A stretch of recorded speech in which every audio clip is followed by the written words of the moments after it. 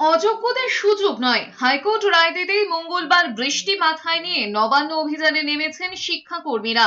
মিছিল আটকাতেই নবান্নমুখী হাওড়ার সব রাস্তায় ব্যারিকেড করে পুলিশ। মোতায়েন করা হয় বিশাল পুলিশ বাহিনী।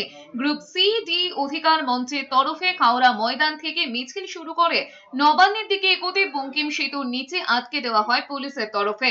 সেখানে অবস্থান শুরু করেন চাকরিহারা যোগ্য শিক্ষাকর্মীরা। দাবি আদায়ে মুখ্যমন্ত্রী বা মুখ্য সচিবের কাছে দেখা করে ডেপুটেশন দিতে চান বিক্ষোভকারীরা। তাদের দাবি, যোগ্যদের স্কুলে ফেরাতেই হবে। ৩,৩৯৪ জন যোগ্য শিক্ষাকর্মীর সার্টিফাইড তালিকা অবিলম্বে এসএসসি কে প্রকাশ করতে হবে। 22 লাখ ওএমআর কপিকে ওয়েবসাইটে আপলোড করতে হবে। পাশাপাশি অন্যের প্রাতিষ্ঠানিক দুর্নীতির কারণে তাদের চাকরি গিয়েছে। 4 মাস বেতন বন্ধ, এর দায়িত্ব রাজ্য সরকারকে নিতে হবে।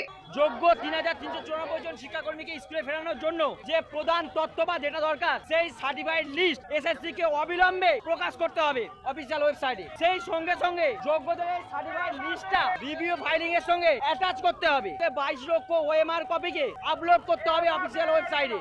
যতদিন না তারা স্কুলে ফিরতে পারছে যোগ্য শিক্ষাকর্মীরা, তাদের ইএমআই গুলো স্থগিত থাকে। যোগ্য শিক্ষাকর্মীদের সহিত মাননীয় মুখ্যমন্ত্রী আজকে নবান্ন সভা গিয়ে সাক্ষাৎ করুন, তাদের বর্তমান অবস্থা সম্পর্কে অবগত হন এবং তাদের যোগ্যদের সার্টিফাইড লিস্ট সহ অন্যান্য দাবি পূরণের মধ্যে দিয়ে যোগ্যতা ও মেধার ভিত্তিতে যারা চাকরি অর্জন করেছিল তাদেরকে স্কুলে ফেরানোর ব্যবস্থাকে প্রশস্ত করুন।